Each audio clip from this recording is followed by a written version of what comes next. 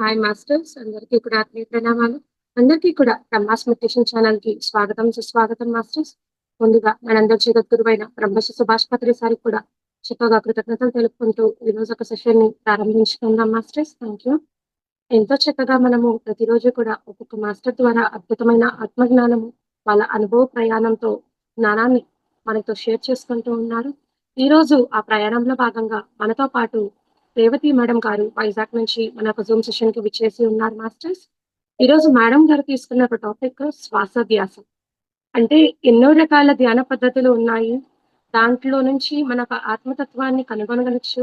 కానీ ఈ శ్వాస ధ్యాస, ఈ శ్వాస మీద ధ్యాస, ఆనాపానసతి ధ్యాన సాధన అనేది చాలా ప్రాముఖ్యమైనది అని చెప్పని, సులువైందని చెప్పని చక్కగా ఆ మేడం ద్వారా జ్ఞానాన్ని పొందుదాం మాస్టర్స్. మేడం ముందుగా మీకు బ్రహ్మాస్ మెడిటేషన్ ఛానల్ తరపున స్వాగతం, సుస్వాగతం madam. Thank you so much. Over to you madam. Thank you madam. Brahma's meditation channel ఎంత అద్భుతమైన పేరండి. అన్ని ఆశ్రాల కన్నా బ్రహ్మాశ్రం చాలా గొప్పదే అంటారు కదా. అలాగా పేరులోనే ఆ ఛానల్ యొక్క విశిష్టత తెలుస్తూ ఉంది. మరి ఇంతటి అద్భుతమైన ప్లాట్ఫాము ఏర్పాటు చేయడానికి స్ఫూర్తి అయినటువంటి మన మార్గదర్శకులు పితామహ పత్రిజీకి ఆత్మ ప్రణామములతో మరి ఆయన అందించినటువంటి జ్ఞానాన్ని అందరికీ అందించాలని ఒక తపనతోటి మరి యూట్యూబ్ ద్వారా ఎంతో మంది ఎన్నో కార్యక్రమాలు నిర్వహిస్తూ దాన్ని అందరికీ అందించటము చేసేటువంటి సమయమే సాధన, సహనమే ప్రగతి, అనుభవమే జ్ఞానము అనేటటువంటి దీంట్లో అనుభవ జ్ఞానాన్ని అందరికీ అందించడానికి మరి మార్గదర్శకులైనటువంటి పత్రిజీ అందించేటువంటి ధ్యానమే శ్వాస మీద ధ్యాస అండి. శ్వాస ఉంటే శివము, లేకుంటే శవము అని చెప్పేసి అన్నారు.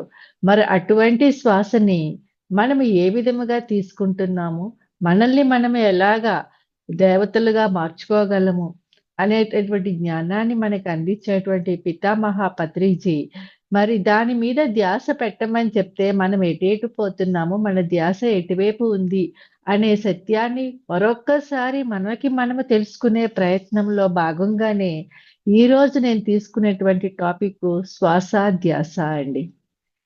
శ్వాస మీద ధ్యాస అని చెప్పేసి పత్రిజీ మనకి చెప్తుంటే మనము మన ధ్యాస ఎటువైపు పెడుతున్నాము అనే ఒక దీంట్లోని మనం వెళ్ళినప్పుడు మళ్ళీ మనము సరి అయిన మార్గంలోకి రాగలుగుతామన్నమాట. మనమంతా శక్తి స్వరూపులమే. మరి అటువంటి శక్తి అంతా ఎక్కడుందండి? మనలో ఉన్నటువంటి శ్వాసలోనే ఉంది. అంటే మనము తీసుకునే శ్వాసలోనే ఉందన్నమాట. అంటే ఈ శ్వాస ద్వారానే మనకి ఆ యొక్క దేవతలతోటి అనుసంధానం కావటానికి కావచ్చు, మరి ఏదైతే భక్తి మార్గంలో మనము తెలుసుకునేటువంటి ఆ శ్లోకాల యొక్క ఒక్కొక్క అక్షరములోని ఉన్నటువంటి ఆ శక్తిని మనలో ఉన్నటువంటి ఒక్కొక్క నాడి కూడా ఉత్తేజితం అవుతూ మనము తీసుకునే ఉచ్చారణ ద్వారానే మనం ఎలాగ అనుసంధానం అవుతాము అనేటువంటి ఒక అద్భుతమైనటువంటి జ్ఞానాన్ని కూడా మనం తెలుసుకోగలుగుతామండి. ఎంతో మంది మహానుభావులు మరి శ్వాస గురించి ఎన్నో చెప్పారనమాట. అంటే బౌద్ధ మతంలో చూసుకుంటే విపాసన అని చెప్పేసి అలాగే చైనీస్ వాళ్ళు ఇలాగ ఏవో పేర్లు ఎన్ని పెట్టండి, కానీ దానికి మూలం ఎక్కడుందండి? శ్వాసే ఉందన్నమాట. ఎంతో మంది యోగులు, ఋషులు అంటే రామాయణ కాలంలోనే రాముడు కూడా ఈ యొక్క ధ్యానము చేయటం వల్ల అతను కూడా ఒక పరమాత్ముడితోటి కనెక్ట్ అయ్యి తన జీవిత లక్ష్యాన్ని తెలుసుకోగలిగాడు అనమాట. ఎప్పుడైతే ఒకానొక సమయంలో రాముడు ఒక యోగ స్థితికి వెళ్ళిపోయినప్పుడు సమాధి స్థితిలో ఉంటుండగా తన జీవిత లక్ష్యాన్ని తను గుర్తు చేసి ఆ సమాధి స్థితిలో తెలుసుకున్నప్పుడు లక్ష్మణుడు కూడా ఆ యొక్క జ్ఞానాన్ని అందించమని రాముడిని అడిగినప్పుడు అప్పుడు కూడా రాముడు ఈ యొక్క శ్వాస యొక్క విశిష్టతను గురించే తెలియచెప్పాడనమాట. మరి అనాదిగా అప్పటి నుంచి చూసుకున్నటువంటి ఆ వశిష్ఠ మహర్షుల దగ్గర నుంచి మరి నిన్న మొన్నటి వరకు యోగుల వరకు కూడా అంటే మన రవిశంకర్ గారు కావచ్చు, జగ్గు వాసుదేవ్ గారు కావచ్చు, ఇలా ప్రతి ఒక్కళ్ళు మరి అందరూ కూడా ఆ శ్వాస గురించే చెప్తున్నప్పుడు మన యొక్క పత్రిజీ అన్ని ధ్యానాల నుంచి కూడా ఒక్కొక్కటి అంతా కూడా మన శ్వాసల్లోనే ఉంది అని చెప్పేసని, మరి ఆ శ్వాసని గమనించటం ద్వారానే మనల్ని మనం తెలుసుకోగలమని చెప్పేసని, ఎంతో అద్భుతంగా ఆ శ్వాస అనేది మన శరీరము మరియు ప్రకృతికి మధ్యలో ఉన్నటువంటి ఒక మౌన సంభాషణ అనేటువంటి ఒక విషయాన్ని మనకి తెలియచెప్పి మరి ఆ ఒక్క పేరులోనే శ్వాస మీద ధ్యాస అని చెప్పేసి మనకి ఆ మార్గాన్ని అందించారనమాట.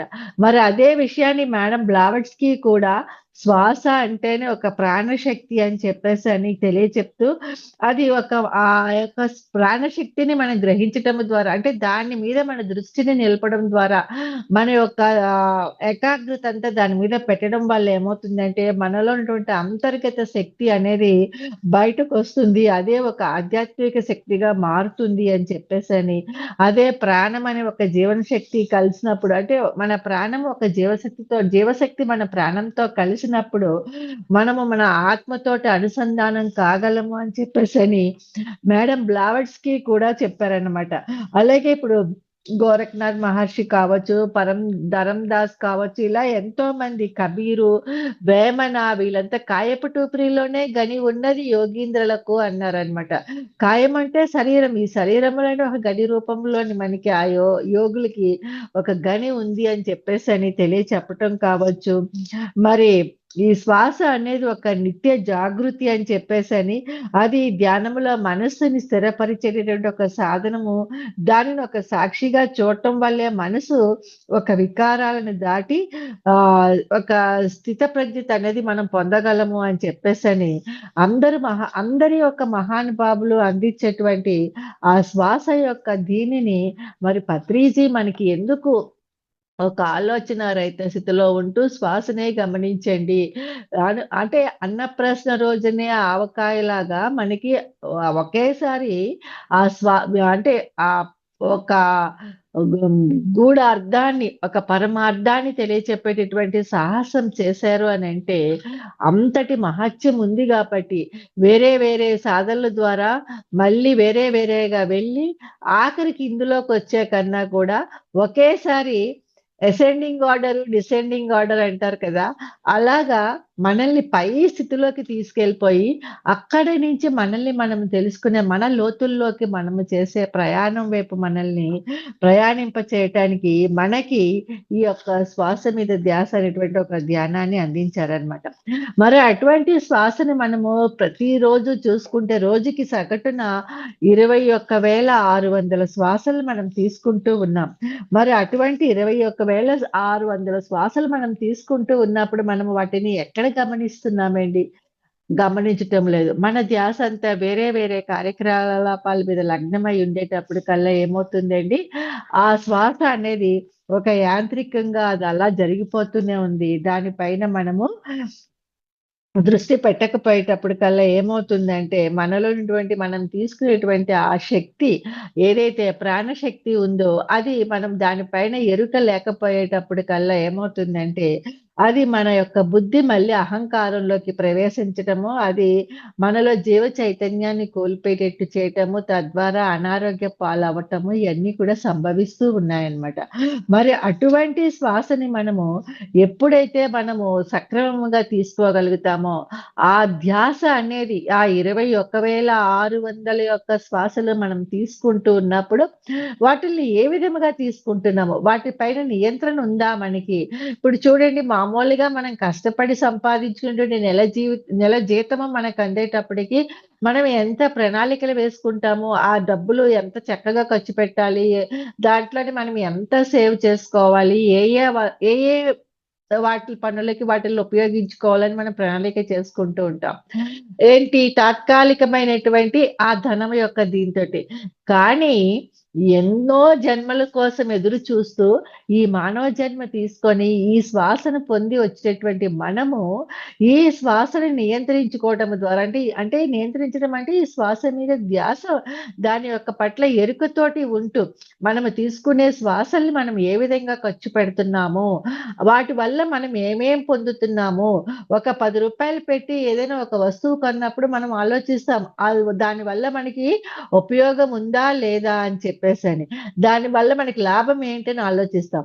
అటువంటి ఒక ఒక ఈ భూమి పైన వదిలిపెట్టి వెళ్ళాల్సినటువంటి ఒక వస్తువు పట్లే మనం అంతగా జాగ్రత్త తీసుకుంటున్నప్పుడు, మరి మన లోపలికి మనము తీసుకొని వదిలే ఆ ఉచ్ఛ్వాస, నిశ్వాసలలే మనకి ఒక అద్భుతమైన భాండాగారము, ఒక జ్ఞాన సంపద. ఆ జ్ఞానముతోనే మనము మళ్ళీ ఉన్నత లోకాల్లోకి వెళ్ళగలమనేటువంటి ఒక సత్యాన్ని మనం తెలుసుకున్నప్పుడు, మనము తీసుకునే ప్రతి శ్వాస పట్ల మనం ఎంత ఎరుకతోటి ఉన్నాము అనేటువంటి ఒక అవగాహన మనకి కలిగినప్పుడే, మన శ్వాస పట్ల మన ధ్యాస అనేది ఉంటుంది. అంతవరకు కూడా కళ్ళు మూసుకొని కూర్చున్నామా, స్థిర సుఖాసనంలో కూర్చున్నామా, 2 గంటలు చేశామా, 3 గంటలు చేశామా, అఖండ ధ్యానాలు చేసేసామా అని అనుకుంటాం గానీ, ఆ తీసుకునేటువంటి ఆ శక్తి ఏ విధముగా మనం ఉపయోగించుకోవాలి అనేటువంటి ఒక జ్ఞానము మనకి అవగాహన ద్వారా మనం ఏర్పరచుకున్నప్పుడు, మనకి చూడండి శ్రద్ధావాన్ లభతే జ్ఞానము అని చెప్పేసనన్నారు. అంటే శ్రద్ధ ఉంటేనే ఆ జ్ఞానం లభిస్తుంది. ఆ విధంగా ఆ శ్రద్ధ అనేది మనకి ఎప్పుడు కావాలండి? మనం ఇంతసేపు ధ్యానం చేస్తున్నాము. ఇన్ని సంవత్సరాల నుంచి ధ్యానం చేస్తున్నాం. కానీ మనకెందుకు అనారోగ్య సమస్యలొస్తున్నాయి? మనకెందుకు ఆర్థిక సమస్యలొస్తున్నాయి? మనకెందుకు కుటుంబ సమస్యలొస్తున్నాయి? అంటే ఏంటండి? మన శ్రద్ధ మనము పొందవలసేటువంటి ఆ జ్ఞానము మీద లేదు. అందుకని చెప్పేసి ఆ జ్ఞానం లేకపోవటం వల్లే మనకి ఆరోగ్య సమస్యలొస్తున్నాయి. ఆ జ్ఞానం లేకపోవటం మూలనే మనకి కుటుంబ సమస్యలొస్తున్నాయి. ఆ జ్ఞానం లేకపోవటం మూలనే మనకు ఆర్థిక సమస్యలొస్తున్నాయి. ఎందుకంటే శ్రద్ధ దేని మీద పెట్టాలో దాని మీద పెట్టటం లేదు. కానీ శ్రద్ధ దేని మీద పెట్టాలండి? ఒక్క శ్వాస మీద ఎప్పుడైతే మనం శ్రద్ధ పెడతామో, అప్పుడు మనకి ఆ కుటుంబ సమస్యలు సాల్వ్ చేసుకోగలుగుతాము. ఆర్థిక సమస్యల్ని సాల్వ్ చేసుకోగలుగుతాము. అనారోగ్య సమస్యల్ని కూడా మనము సాల్వ్ చేసుకోగలుగుతాం. కానీ అటువంటి అద్భుతమైనటువంటి మరి ఆ యొక్క ఆ శ్వాసని మనము ఒక లోతైన తీసుకున్నటువంటి ఆ శ్వాసను గాని, వదిలిపెట్టే శ్వాసను గాని ఏ విధముగా తీసుకోవాలని అనుకున్నప్పుడు, ఆ యొక్క అవగాహన కలిగినప్పుడే ధ్యానం సకల రోగ నివారిణి, ధ్యానం సత్య జ్ఞాన ప్రసాదిని, ధ్యానం సకల భోగకారిణి అని చెప్పేసని ఏదైతే పత్రి సార్ చెప్పారో అయన్నీ కూడా మనం పొందగలమండి. దానికి సంబంధించినటువంటి నాకు తెలిసేటువంటి అనువంత జ్ఞానాన్ని మీతో పంచుకోవడానికే నేను తీసుకున్నటువంటి టాపిక్ ఈ శ్వాస, ధ్యాస అనేదనమాట. సహజంగానే ఎడమ వైపు మనము శ్వాసించేటప్పుడు చంద్రనాడితోటి కనెక్ట్ అయ్యి ఉంటామనమాట. అంటే అదే ఈడా నాడి. మరి కుడివైపు నుంచి మనం శ్వాసించేటప్పుడు పింగళ నాడితోటి అనుసంధానమై ఉంటామనమాట. అంటే ఏంటి అది? సూర్యనాడి అనమాట. ఎప్పుడైతే ఈ ఇడా నాడి, ఈ పింగళ నాడి ఒకానొక టైంలో అనుసంధానమైనప్పుడు వాటి సరస్వతీ నది ఎలాగైతే ఆ గంగా, యమునల మధ్యన అంతర్వాహినిగా ఉంటుందో, అలాగే ఈ ఇడా, పింగళ నాడుల మధ్య అంతర్వాహినిగా ఉన్నటువంటి ఆ సుషుమ్నా నాడితోటి అనుసంధానం అవ్వడం జరుగుతుందనమాట. అదే మనం ఒక అర్ధనారీశ్వర తత్వం అని కూడా అనవచ్చు. అంటే సూర్యనాడి, చంద్రనాడి 2 కూడా యాక్టివేట్ సమస్థితిలో ఉన్నప్పుడు, అంటే సూర్యనాడి యాక్టివేషన్ ఎక్కువగా ఉన్నప్పుడు ఏమవుతుంది అనంటే, మనకి వేడి అనేది ఎక్కువగా, అంటే అది మనకి ఒక శక్తి ఎక్కువగా వస్తూ ఉంటుంది. చంద్రనాడి యొక్క యాక్టివేషన్ ఎక్కువైనప్పుడు ఏమవుతుందంటే, మనకి ఒక భావోద్వేగము ఇయన్నీ కూడా ఎక్కువుంటాయి. సూర్యనాడితోటి మనకి ఒక సృజనాత్మకతతో కూడినటువంటి దైనందిక కార్యక్రమాలన్నీ చేసుకోవడానికి బాగా ఉపయోగపడుతూ ఉంటాయి. కానీ ఆ 2 కూడా అతి సర్వత్రా వర్జయత్రట్టుగా ఆ రెండిటిల్ని కూడా మనం బ్యాలెన్స్ చేసుకున్నప్పుడు ఏమవుతుందంటే, అప్పుడు అంతర్ముఖంగా ఉన్నటువంటి ఆ బ్యాలెన్స్ అనేది ఎప్పుడు జరుగుతుందండి? ఒక ఆలోచన రహిత స్థితిలోకి వెళ్ళినప్పుడే జరుగుతుంది. అంటే ఎలాగైతే ఒక నాణెము ఒక చెరువులో వేసినప్పుడు, ఒక నదిలో వేసినప్పుడు ఆ తరంగాలన్నీ కూడా ఆగిపోయి, అది ఒక దర్పణములాగా ఏర్పడినప్పుడు ఆ నీటిలోని ఒక నాణెము మనకి ఎలా కనిపిస్తుందో, అలాగే ఆ సరస్వతీ నది ఒకటి అంతర్వాహినిగా ప్రవహిస్తున్నటువంటి ఆ సరస్వతీ నది ఎలా మనం దర్శించగలుగుతాం ఒక నీలం రంగులోని ప్రయోగంలోని, అలాగే మనం ఎప్పుడైతే ఒక ఆలోచన రహిత స్థితికి వెళ్ళిపోతామో, అంటే మనము తీసుకునేటువంటి ఎడమ వైపు నుంచి తీసుకునేటువంటి చంద్రనాడి ద్వారా తీసుకునేటువంటి శ్వాస, ఆ సూర్యనాడి ద్వారా తీసుకునేటువంటి శ్వాస 2 కూడా అతి సహజంగా తీసుకునేటప్పుడే ఆ 2 ఒక శ్వాసని మనం ఏ ఒక్క హఠయోగాలు ఇయన్నీ అందుకే పత్రిసారి ఖండించారనమాట. ఆ ఎనిటిల్ని మనం వదిలిపెట్టేసి 2 శ్వాసల్ని కూడా 2 నాడుల ద్వారా తీసుకునేటువంటి ఆ శ్వాస ఎప్పుడైతే సమస్థితిలోకి వెళ్తుందో, ఆ సమస్థితిలోకి వెళ్ళటమే ఆలోచనా స్థితి. ఆలోచన రహిత స్థితి అన్నమాట. ఒకవేళ ఈడా నాడి ద్వారా ఎడమ వైపు మనం ఎక్కువగా శ్వాసలు తీసుకుంటున్నప్పుడు, అంటే ఎడమ వైపు ఆ చంద్రనాడి యొక్క ప్రక్రియ ఎక్కువగా ఉన్నప్పుడు మనలో భావోద్వేగాలు ఎక్కువగా ఉండడము, ఎమోషన్స్ తోటి మనం ఇదవ్వటము, ధ్యానం చేస్తున్నా కూడా మనకి ధ్యానము కుదరకపోవటము, అంటే ఏవో ఎమోషనల్ ఫీలింగ్స్ అన్నీ కనిపించటము, ఆ గతం తాలూకా కావచ్చు, ఏవో అన్నీ కూడా మనకి గుర్తుకు రావటము, ఆలోచనలు పరిపరి విధాలా పోవటము.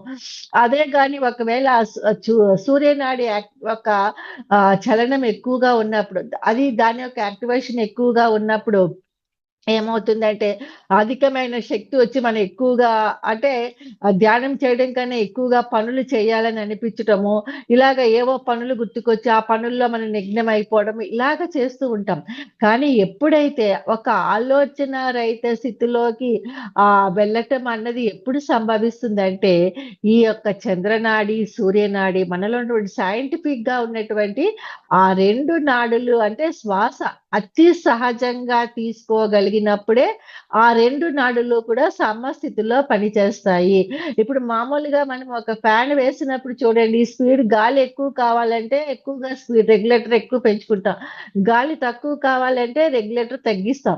కానీ అది గాలి ఎక్కువ కాదు, తక్కువ కాదు, హాయిగా మనకి ఒక దీంట్లో ఉండేటట్టుగా గాలిని పెట్టుకున్నప్పుడు ఎలా ఉంటుందండి, ఒక మీడియంలో మన రెగ్యులేటర్ పెట్టుకున్నప్పుడు ఆ ఎక్కువ, తక్కువ అని లేకుండా మనకి ఒక గాలి ఎక్కువవుతుంది, తక్కువవుతుందని ఒక ఆలోచన కూడా మనకి లేకుండా, ఎలాగైతే మనం ఆ గాలిని కూడా మర్చిపోతామో, ఆ గాలి ఎక్కువగా వస్తుందా, తక్కువగా వస్తుందంటే మన దృష్టి ఆ ఫ్యాన్ పైన లేకుండా, మనం చేసే పని మీద మనకి ఎలాగైతే దృష్టి ఉంటుందో, అదే విధముగా ఈ 2 నాడుల యొక్క స్పందన ఒక సమస్థితిలో ఉన్నప్పుడు, ఆ అంతర్వాహినిగా ఉండేటువంటి ఆ సుషుమ్నా నాడి యొక్క యాక్టివేషన్ పెరిగినప్పుడు ఏమవుతుందంటే, అదే ఆలోచన రహిత స్థితి.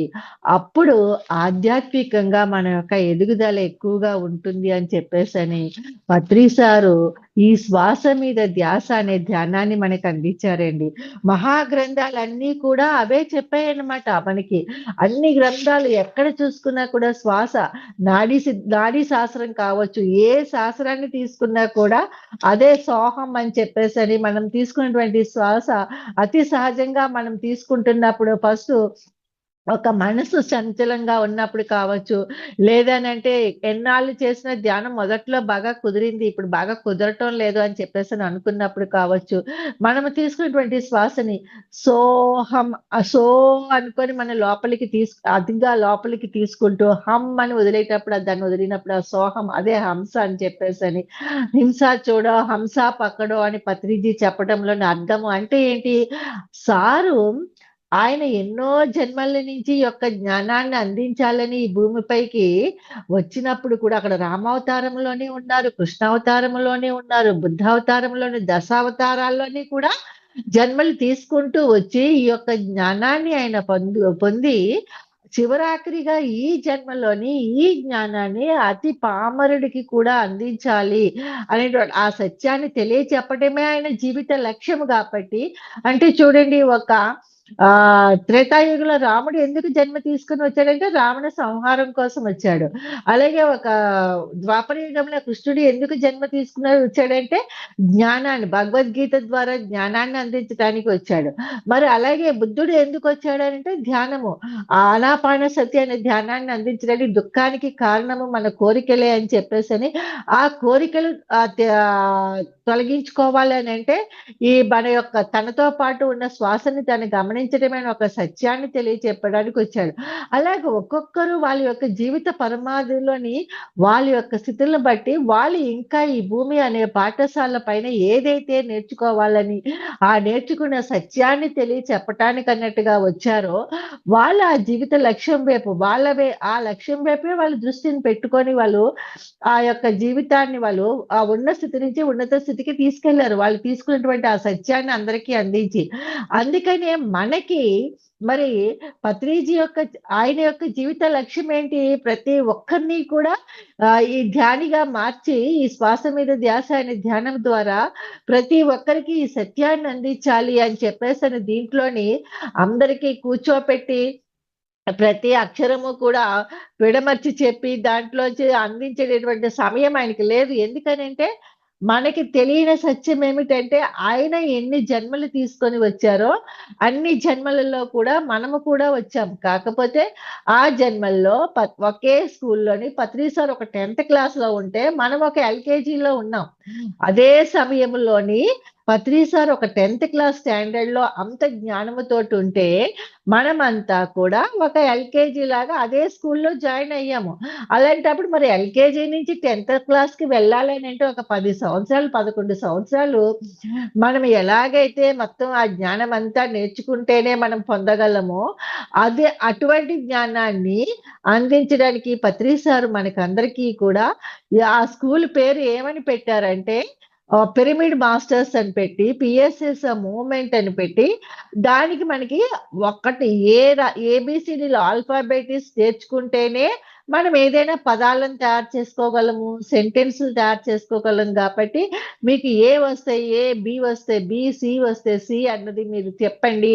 కానీ ధ్యానం మట్టుకు ఓన్లీ శ్వాస మీద ధ్యాస అనేదే పెట్టండి అని చెప్పేసని చెప్పటంలోని అంతరార్థం ఏమిటి అనంటే, ఆయనకి మనకి ఉన్నటువంటి ఆ జ్ఞానములో ఉన్నటువంటి తేడా అన్నమాట. మనం ఎల్‌కేజీ స్టేజ్‌లో ఉంటే ఆయన మనకన్నా ఒక 10 ఏళ్ల కన్నా ముందు జ్ఞానాన్ని అంటే 10 అవతారాలు ఆయన పొందినటువంటి ఆ జ్ఞానం అంతా కూడా మరి ఈ అవతారంలోనే ఆయన అందించాలి అని అనుకున్నారు గాబట్టి, మనకున్నటువంటి ఆ యొక్క జన్మ పరంపరలోని ఆ అవతారాల యొక్క జ్ఞానాన్నంతటిని కూడా ఆ దశావతారాల్లో కూడా ఆయన పొందినటువంటి జ్ఞానం ఏదుందో అదంతా కూడా ఈ జన్మలోనే అందించాలని ఆయన జీవిత లక్ష్యము కాబట్టి, అంత తొందరగా మనకి అందరిని కూడా ఆయన లక్ష్యము మీరు ఎలా ఉన్నారా? ఏంటా? ఎనకాతల ఏం జరుగుతుందా? అన్నది ఆయనకనవసరం. కొత్తవాడొచ్చాడా? ధ్యానం చేస్తున్నాడా లేదా? కూర్చున్నాడా లేదా? తన లోపలికి తాను ప్రయాణం చేస్తున్నాడా లేదా? అతి సహజంగా వచ్చే శ్వాసను గమనిస్తూ ఆలోచన రహిత స్థితికి వెళ్ళాడా లేదా? ఎందుకంటే ఎప్పుడైతే ఆలోచన రహిత స్థితికి వెళ్ళాడో అప్పుడు ఆ సుషుమ్నా నాడి అనేది యాక్టివేట్ అవుతుంది. ఎప్పుడైతే ఆ ఆలోచన రహిత స్థితిలో ఉన్నామో అప్పుడు ఆ బ్రహ్మరంధ్రం ద్వారా ఆ విశ్వశక్తి ఏదైతే ప్రాణశక్తి ఉందో అది మనం తీసుకోగలుగుతాం. ఎప్పుడైతే ఆ ప్రాణశక్తిని మనం తీసుకున్నామో అప్పుడు ఆటోమేటిక్ గానే మనలో ఉన్నటువంటి ఆ భగవంతుడిని మనము దర్శించగలుగుతాం. అంటే మన శ్వాస అనేది మనకి కరెక్ట్‌గా తీసుకునేటువంటి ఒక అవకాశము కల్పిస్తుంది అని చెప్పేసని. దాని ద్వారా ఏమవుతుందంటే, ఆ యొక్క ఇడా నాడి, ఆ పింగళ నాడి కరెక్ట్‌గా ఆ సమయంలోని అంటే ఉదయం పూట చంద్రనాడి ఎక్కువగా అంటే చంద్రనాడి ద్వారా మనం ఎక్కువ శ్వాసలు తీసుకోవటం వల్ల అంటే చంద్రనాడి అంటే ఎడమ వైపు. వైపు నుంచి ఎడమ నాసికారంధ్రం నుంచి మన శ్వాస ఎక్కువగా గాని, మన ఎడమ రంధ్రం మీద మన ధ్యాస ఎక్కువగా పెట్టినప్పుడు ఏమిటంటే, అందులోంచి తీసుకునే శ్వాస ద్వారా మనం ధ్యాస ఎక్కువ పెట్టినప్పుడు ఏమవుతుందంటే, మనకి మానసిక ఉల్లాసము కలిగి అంటే మనసంతా కూడా ప్రశాంతంగా ఉంటుంది. చూడండి వెన్నెల టైముల్లోని చంద్రుడి యొక్క ఆ పున్నమి రోజున ఆ చంద్రకాంతి అది చూస్తుంటే మనసు ఎలా ప్రశాంతంగా అనిపిస్తుందో, శాంతంగా అనిపిస్తుందో, ఆ తెలుపు అన్నది ఆ వెన్నెల అన్నది మనకి ఎంత శాంతినిస్తుందో, అదే విధముగా ఉదయము మనము ఆ యొక్క చంద్రనాడితోటి గాని అనుసంధానమై అంటే మన యొక్క ధ్యాస అనేది ఎడమ వైపు నాసికా రంధ్రం వైపు నుంచి వచ్చేటువంటి ఆ శ్వాస మీద మనం పెట్టినప్పుడు ఏమవుతుందంటే, మనకి గాబరాగా అమ్మో! టైం అయిపోతుంది. ఈరోజు ఈ పనులున్నాయి, ఆ పనులున్నాయి అని ఒక ఎమోషన్స్, ఒక టెన్షన్స్ ఇయన్నీ తగ్గి ప్రశాంతంగా కూల్‌గా మనం ఏం చేయగలుగుతామంటే, మన పనుల్ని మనం చక్కగా శాంతంగా చేసుకోగలుగుతాం అన్నమాట. అదే సాయంకాలం అయ్యేటప్పటికి రోజంతా మన దైనందిక కార్యక్రమాలతోటి మనం అలసిపోయేటప్పుడు ఏమవుతుందంటే, నీరసం అనేది ఆవహిస్తుంది. కాసేపు రెస్ట్ కావాలని అనిపిస్తుంది. అటువంటి టైంలోని మనం కొంచెం కళ్ళు మూసుకొని కూర్చొని, మన కుడి నాసికారంధ్రం ద్వారా అంటే పింగళ నాడి ద్వారా, సూర్య నాడి ద్వారా వచ్చేటటువంటి ఆ శ్వాస మీద గాని మనం దృష్టి పెట్టినప్పుడు, మనం ధ్యాస పెట్టినప్పుడు ఏమవుతుందంటే, మనలో ఉన్నటువంటి శక్తి అనేది జనరేట్ అవుతుంది. ఎప్పుడైతే ఆ శక్తి జనరేట్ అవుతుందో, అప్పుడు మనకి ఆ అలసట అన్నది మాయమైపోతుంది. మాయమైపోయి మళ్ళీ మనము ఆ పోగొట్టుకున్నటువంటి ఆ శక్తి ఏదైతే మన దైనందిక కార్యక్రమాలకి మనము ఉపయోగించుకున్నామో, ఆ శక్తిని మనము పొందగలము. అందుకనే చూడండి పత్రి సారు ఈ శాస్త్రాన్నంతటిని కూడా ఆ రోజుల్లో ఆయన ఉన్నప్పుడు చెప్పాలనుకున్నా కూడా మనం అర్థం చేసుకునే స్థితిలో లేము. ఎలాగంటే మన జ్ఞానం ఎక్కడుంది? ఎల్‌కేజీ స్టేజ్‌లో ఉంది. ఎల్‌కేజీలో వాళ్ళకి ఆ 10థ్ క్లాసుల్లో ఆయన పొందేటువంటి ఆ యొక్క జ్ఞానాన్ని అందించినా కూడా మనము పొందలేమనమాట. పొందకుండా ఏం చేస్తాం, అమ్మో బాబోయ్! ఇదేదో మనకు అర్థం కాని ఒక జ్ఞానము దీన్నెందుకులే అని చెప్పేసని వదిలేసి, అసలు పూర్తిగా ఆ యొక్క స్కూలుకే రావడం మానేస్తాము. ఆ స్కూలుకే ఎళ్ళడం మానేస్తాము. అసలు ఓనమాలే, ఏబీసీడీలే నేర్చుకోవడం మానేస్తాము అనేటువంటి ఒక ఉద్దేశంతోటి కనీసం ఏబీసీడీలు నేర్చుకుంటే, తర్వాత ఆ జ్ఞానంతోటి వీళ్ళు పదాలు, సెంటెన్స్‌లు తయారు చేసుకోగలరు అని చెప్పేసని మనకి ఈ శ్వాస మీద ధ్యాస అనే ధ్యానాన్ని అందిస్తే, మనమేం చేశామండి, ఆహా! అంతా తెలిసిపోతుంది అని చెప్పేసని, ఇంకా మనల్ని మించిన వాళ్ళు లేరు అనుకోని, మనకి నచ్చిన పదాలతోటి, వేరు వేరు పేర్లతోటి అసలు ఆ శ్వాస మీద ధ్యాస పెడుతూ, ఆ ప్రక్రియలను మనం గమనిస్తూ, ఆ ప్రక్రియ ద్వారా మన లోపల నాడులు ఏ విధముగా స్పందిస్తున్నాయి, ఏ నాడి వల్ల ఏ అవయవంలోని ఏ గ్రంథి ఏ విధముగా పనిచేస్తుంది అనేటువంటి ఒక ఎరుక అంటే నిన్ను నీవు తెలుసుకోని రమణ మహర్షి చెప్పినా కూడా సీక్ ఇంటు యువర్ కింగ్ అని చెప్పేసని జీసస్ చెప్పినా, అల్లా చెప్పినా, ఏ భగవంతుడు చెప్పినా, ఎవరు చెప్పినా నీ లోపలికి నువ్వు ఉద్ధరేది ఆత్మానం ఆత్మానమేవిత అని భగవద్గీతలో కృష్ణుడు చెప్పినా, ఎవరు ఏది చెప్పినా మన లోపలికి మనం చేసే ప్రయాణం ఏంటంటే, మన లోపల ఉన్నటువంటి ఆ గ్రంథులు ఏ విధముగా యాక్టివేట్ అవుతున్నాయి, ఆ గ్రంథులు అంటే లలితా సహస్రనామం, విష్ణు సహస్రనామం ఇయన్నీ కూడా మనం చదివేస్తూ ఉంటాం. అందులో రుద్రగ్రంథి, విష్ణు గ్రంథి, బ్రహ్మ గ్రంథి ఇలా నాడుల గురించి చెప్తూనే ఉంటారు. కానీ ఆ నాడుల్ని మనం ఎలాగా యాక్టివేట్ చేసుకోగలుగుతాం? ఆ నాడుల యొక్క పనితీరును మనం ఎలా తెలుసుకోగలుగుతాం అన్నది ఒక్క శ్వాస ద్వారానే అంటే మన ధ్యాస ఒక్క శ్వాస మీద పెట్టడము ద్వారానే మన శ్వాస ఎక్కడికెళ్తుంది? మన లోపలికి. వెళ్ళినప్పుడు ఆ శ్వాస ఏ గ్రంథి మీద ఎటువంటి ప్రభావాన్ని చూపిస్తుంది? ఆ గ్రంథి ఏ విధముగా పనిచేస్తుంది? అనేటువంటి ఒక జ్ఞానాన్ని మనము పొందాలి అంటేనే అప్పుడు మన జీవిత లక్ష్యం ఏంటో మనం తెలుసుకోగలుగుతాము. ఈ భూమిపైకి మనం ఎందుకొచ్చామో తెలుసుకోగలుగుతాం. ఆ గత జన్మల తాలూకా జ్ఞానాన్ని మళ్ళీ మనం పొందగలుగుతాం. మళ్ళీ ఏ జ్ఞానమైతే మనం పొందగలిగామో ఆ జ్ఞానాన్ని మనము ఈ జన్మలోనే పొందగలుగుతాం అన్నమాట. అంటే ఏంటి ఎప్పుడైతే ఈ యొక్క శ్వాసని మనం సక్రమంగా తీసుకోవడం మొదలుపెడతామో అప్పుడు శరీర శుద్ధి అనేది జరుగుతుంది. ఆ శరీర శుద్ధి జరిగినప్పుడు అంటే ఏమవుతుందంటే, ఆ శరీర శుద్ధి అనేది లేకపోతే సాధన కూడా దాని యొక్క ప్రాముఖ్యతను కోల్పోతూ ఉంటుందనమాట. అంటే శరీర శుద్ధి అంటే ఏంటి? శ్వాస మన జీర్ణకోశ వ్యవస్థలని శుభ్రం చేయాలన్నమాట. అంటే ఆసనము, ప్రాణాయామము ఇలాగా మనం చూడండి అయన్నీ కూడా ఆసన సిద్ధి అని చెప్పేసని అంటారు. అందుకే పత్రిజీ మనకి కూర్చో, కూర్చో, కూర్చో, కూర్చో, కూర్చో అని ఆ పౌర్ణమి, అమావాస్య గడియల్లోని కూర్చోపెట్టి ధ్యానం చేయించడము. ఆసన సిద్ధి అనేది గంటలు, గంటలు కూర్చునే దానికన్నా పిరమిడ్‌లో కూర్చోవడం వల్ల ఇంకా ఎక్కువగా మనం శక్తివంతంగా ఆ ఆసన సిద్ధి అనేది పొంది ఎక్కువగా విశ్వమయ ప్రాణశక్తిని మనం పొందగలము అని చెప్పేసని ఆ పిరమిడ్‌ల యొక్క నిర్మాణాన్ని చేస్తూ, ఆ పిరమిడ్‌లలో మనం కూర్చోపెడుతూ మన జీర్ణ వ్యవస్థ, శ్వాస వ్యవస్థ అంతా కూడా శుభ్రం పరిచేటట్టుగా ఆ శరీర శుద్ధి అనేది పొందటానికి ఆ పిరమిడ్ లోపల ధ్యానం అనేది చాలా ఉపయోగపడుతుందని చెప్పేసి చెప్పేసని అమావాస్య, పౌర్ణమి రోజుల్లోని, తర్వాత సామూహిక ధ్యానాల గురించి కూడా మనకి ఎందుకు అంత ఇంపార్టెన్స్ ఇచ్చారంటే, మన శ్వాసక్రియ, జీర్ణక్రియ 2 వ్యవస్థలు కూడా శుభ్రముగా ఉంటాయి అని చెప్పేసని. ఇప్పుడు మనం ఎక్కువగా చూస్తూ ఉన్నాం అందరికీ కూడా. కరోనా వచ్చిన దగ్గర నుంచి అందరికీ తెలుసు. ఎందుకు? మరి కరోనా అంటేనే శ్వాసకు సంబంధించినదే కదా!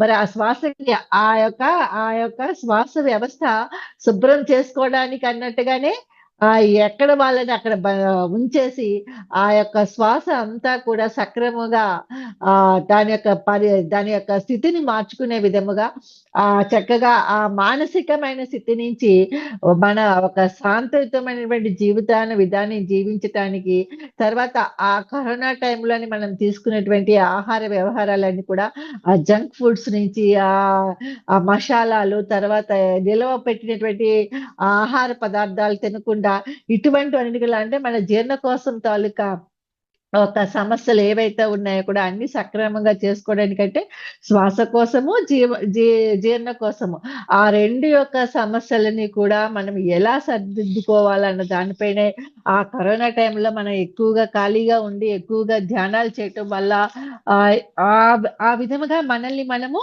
ఆ శరీర శుద్ధి అనేది చేసుకోగలిగామనమాట. ఎందుకంటే తర్వాత చూడండి, ఎప్పుడైతే శరీర శుద్ధి అయిందో అప్పుడు మనం తీసుకునేటువంటి ఆహారం కూడా మన సాధనకి ఒక కీలకమైనటువంటి పాత్రను పోషిస్తుందని చెప్పొచ్చనమాట. అందుకని చెప్పేసని మనకి స్వచ్ఛంగా, సమతుల్యంగా ఉన్నటువంటి శుద్ధ సాత్విక ఆహారం తీసుకునే విధముగా కూడా మనకి పత్రి సార్ అలవాటు చేశారనమాట. అదే విధముగా నిద్ర అనేది ఒక సమతుల్య స్థితిలో ఉన్నప్పుడు మనకి చాలా చక్కగా మన యొక్క మనసు యొక్క పనితీరు కూడా బాగా పనిచేస్తుంది. అంటే మన యొక్క ఆత్మ పనితీరు అని చెప్పొచ్చనమాట. అది బాగా సక్రమంగా పనిచేస్తుంది.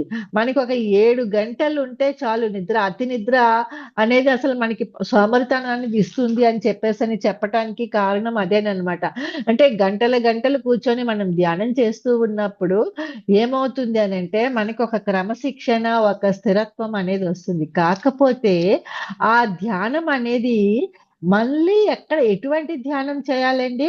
మన శ్వాస మీద మనము ధ్యాస పెట్టి ధ్యానం చేసినప్పుడే, ఎవరో చెప్పేటటువంటి ఆ గైడెడ్ మెడిటేషన్ ద్వారా వాళ్ళ యొక్క స్వరాలకి అనుసంధానం అయిపోయి మనము ధ్యానం చేయటం వల్ల ఏమవుతుందంటే బక్కకి మక్కిగా అంటే ఏంటి చూడండి, మన యొక్క సృజనాత్మక శక్తిని మనం కోల్పోతాం. అంటే ఏంటి? మన లోపల నాడులు ఆ ఎదుటి వాళ్ళు ఏమి చెప్తున్నారో వాటికి విధంగా అవి పనిచేయడం మొదలుపెడతాయి. కానీ సహజంగానే మన నాడి ఏ విధముగా పని చేయాలనుకుంటుందో ఆ విధముగా పనిచేసే శక్తిని అది కోల్పోతుందనమాట.